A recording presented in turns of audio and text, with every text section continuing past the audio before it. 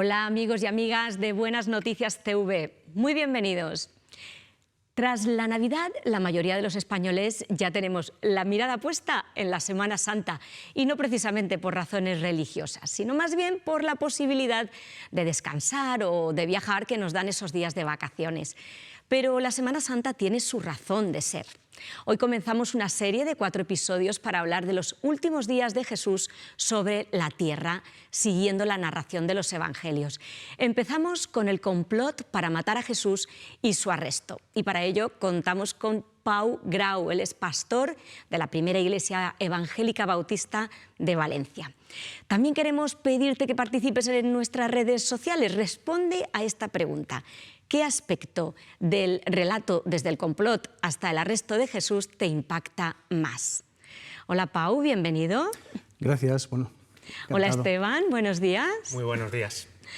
Pau, nos alegra tenerte aquí y nos gustaría saber qué es lo que sientes cuando estudias y enseñas acerca de la pasión de Cristo.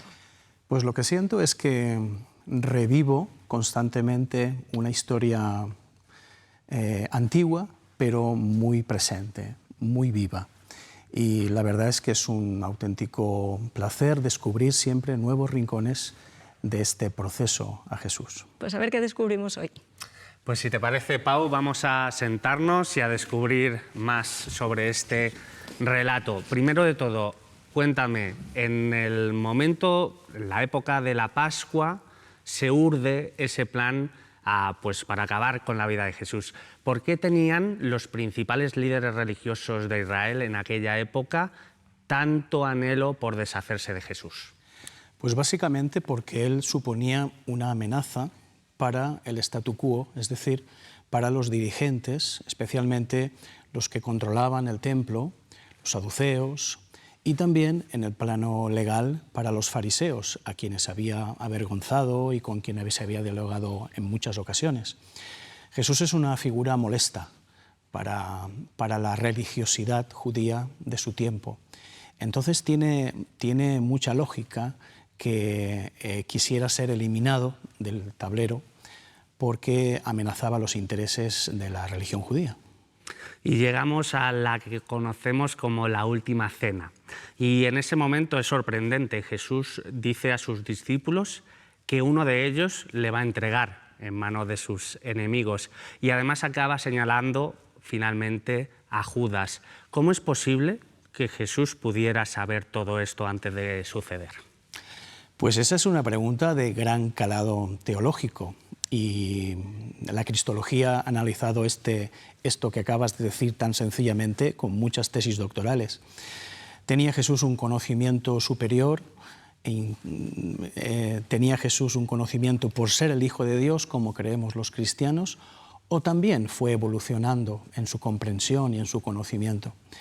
Pues probablemente ambas cosas, porque hay que recordar que los rabinos compartían la vida con sus discípulos y 3 años viajando, conversando, respondiendo a preguntas y acompañando y haciéndose acompañar por los discípulos, seguramente el conocimiento que iba teniendo de todos y cada uno de ellos, incluido Judas, que era el tesorero del grupo por otro lado, pues sin duda el discernimiento de Jesús fue muy directo hacia su culpabilidad. Él era el Hijo de Dios y ahí había conocimiento, pero muy interesante lo que tú estás comentando, ¿no? De que obviamente percibía las realidades porque estaba muy implicado realmente, estaban haciendo vida día a día, ¿no? Así Jesús y sus discípulos. Así y vemos en aquella cena un símbolo con un significado que me gustaría que me explicaras. Llega un momento en el que Jesús da pan y da vino a sus discípulos. Cuéntame entonces ese significado y por qué es importante, incluso para los cristianos de hoy, el seguir tomando ese simbolismo. El pan y el vino estaban presentes junto con otros elementos en la cena de Pascua. Por tanto, Jesús aprovechó esa circunstancia cotidiana de una cena para ilustrar cuál es el grado de entrega que él va a darse en servicio, en salvación de sus propios discípulos. Él dice, haced esto en memoria de mí, para conmemorarme a mí. No solo el sacrificio posterior de su muerte y resurrección, sino también de toda su vida, de toda su enseñanza, de todo lo que Él fue, significó, de toda su persona. Comer y beber su cuerpo y su carne no es otra cosa que hacer propio, llevar al interior del ser toda su enseñanza, todo su magisterio y finalmente pues todo su sacrificio a nuestro favor. Y ese simbolismo, estoy ya usando propiamente esa palabra, a nosotros como evangélicos lo vemos meramente como un símbolo, ¿verdad? Es decir, es pan y es vino, un pan y un vino normal, solo que encierra un significado muy profundo. Así es un simbolismo, otras iglesias le llaman un memorial. Y obviamente, aunque el pan sigue siendo pan y el vino sigue siendo vino, el significado profundo que tiene para el que participa de este acto en diferentes momentos, hay quien los hacen una vez al mes, otros todas las semanas, depende de las tradiciones distintas. Sin duda es un momento de una gran profundidad espiritual para el que participa de la mesa del Señor. Y otro aspecto que me sorprende a mí, una vez les ha dicho que uno de ellos le va a entregar y que Jesús va a morir, está a punto de morir. Los discípulos dicen, obviamente, que no lo van a consentir en el sentido de que no le van a abandonar, ¿verdad? Y Jesús les dice que sí va a suceder esto, que sí que le van a negar, le van a negar a Jesús cada uno de ellos, pero que no se preocuparan porque después se volverían a reencontrar. ¿Cómo es posible que alguien, Jesús, que va a ser traicionado por ellos mismos, se preocupara a su vez tanto de ellos, de que estuvieran tranquilos, de que ese no era el final de las cosas? Pues sin duda por su talante paternal y tierno y compasivo hacia sus discípulos. Él sabía que después de su apresamiento y su pasión iban a salir desconcertados aquellos a quienes había cuidado. Si Jesús enseñó que había que amar a los enemigos, cuánto más a sus propios discípulos, a su pequeño rebaño, a su pequeña manada, a la que amaba con ternura pese a todos sus defectos y a todas sus imperfecciones. Entonces, de algún modo es la viva imagen compasiva de Dios. Dice Juan 1:18 que a Dios nadie le ha visto jamás, pero Jesús, su Hijo, le ha dado a conocer. Ese es el corazón tierno de Dios, que es el que Jesús revela. Qué ternura y qué ejemplo, ¿no?, para todos nosotros.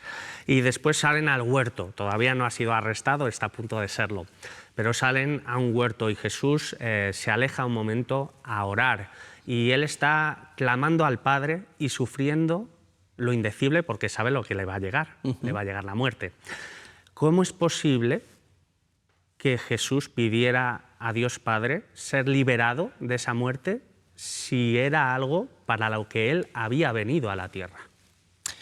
Pues realmente ese es un rasgo de la humanidad profunda de Jesús. Efectivamente se iba a enfrentar a la muerte, pero no a una muerte cualquiera, una muerte propia de criminales, sediciosos, terroristas, una muerte cruenta, una muerte inhumana. No es una muerte como las que se aplican en algunos estados que todavía tienen la pena de muerte, ¿verdad? Más médica o más aséptica, es una muerte horrible. Y Jesús sufre, obviamente, porque sabe, como ser humano también que es, que se enfrenta a algo horrendo, horrendo. Y lo hace, entre otras cosas, desde mi punto de vista, porque siguiendo a Filipenses, la epístola a los Filipenses, Jesús fue obediente. Obediente hasta la muerte. Y no cualquier muerte, una muerte de cruz. Ya su encarnación, su humillación, haciéndose en la condición de ser humano, a eso viene un paso más, que es, por obediencia, ir a morir por nosotros. Y ese es, desde mi punto de vista, la humanidad y la obediencia lo que definen ese momento. Y cuando ya es arrestado, llegan los soldados romanos y va a ser arrestado. Jesús hace mención a que él podría apelar al Padre, apelar a Dios y ser soltado de aquel dolor que le iba a llegar. Sin embargo, no lo hizo. Pudo pedirlo, pero no lo pidió. ¿Qué nos dice esto del carácter de Cristo y cómo encaja entonces con la petición previa de que pasara de él ese sufrimiento? Bueno, de alguna manera, cuando Jesús es interrogado, él reitera, y lo hace a lo largo de su ministerio, que él representa un reino, un nuevo reino, con otros valores. Del carácter de Jesús muestra su carácter pacífico y no violento, como cordero sin mancha. Pero también, por otro lado, él dice: yo podría invocar a mis servidores, a mis huestes, a mi ejército, pero sería un ejército angelical. Él no tenía ejército, no tenía poder, no tenía, ni siquiera sus discípulos estaban allí para defenderle, estaba solo.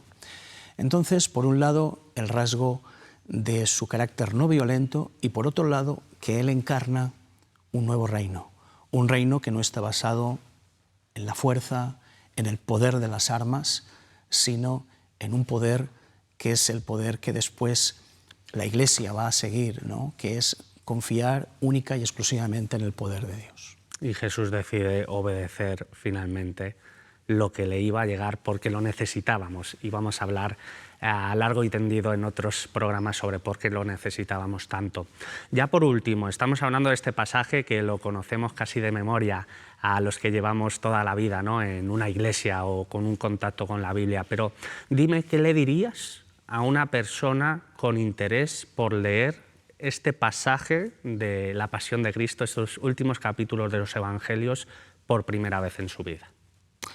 Pues le diría lo que dijo el gran escritor argentino Jorge Luis Borges, que consideraba que hay tres grandes poemas en la historia occidental y cristiana, que son, por un lado, los relatos homéricos, la Ilíada y la Odisea, y por otro lado, los Evangelios.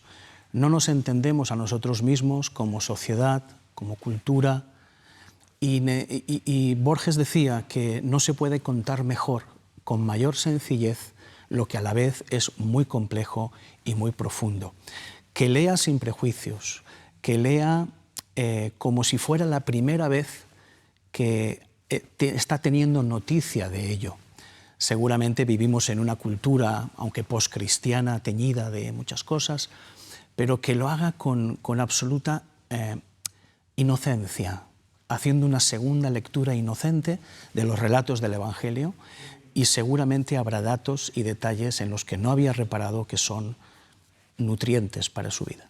Sí, que realmente pueden generar un impacto, que Jesús puede ser relevante para su vida, sin duda, incluso en el siglo XXI, porque podríamos decir es que ya han pasado 2000 años, ¿no? Hay relevancia entonces en Jesús, incluso en el día de hoy. Por supuesto, y ese relato, basado en el amor, en la obediencia, en la no violencia, sigue cambiando vidas y corazones. Pues muchísimas gracias, Pau, realmente por estar en este primer episodio, podríamos decir, de esta serie de 4 programas. También estarás, Dios mediante, con nosotros en la segunda. Hasta entonces, que Dios te bendiga. Gracias, muchas gracias. Antes de marcharnos, queremos animarte a leer la Biblia, y es gracias a la labor de las iglesias evangélicas y a la generosidad de la Sociedad Bíblica de España que podemos regalarte esta Biblia si todavía no la tienes. Llámanos al teléfono 673-466-366 y te la enviaremos gratis. Y para todos los que formáis parte de nuestro club de amigos, hoy vamos a sortear Seres Corpóreos, un libro de Preston Sprinkle que nos llega gracias a la generosidad de la editorial Andamio. Muchas gracias por vuestra atención y no lo olvides, tú vales mucho para Dios.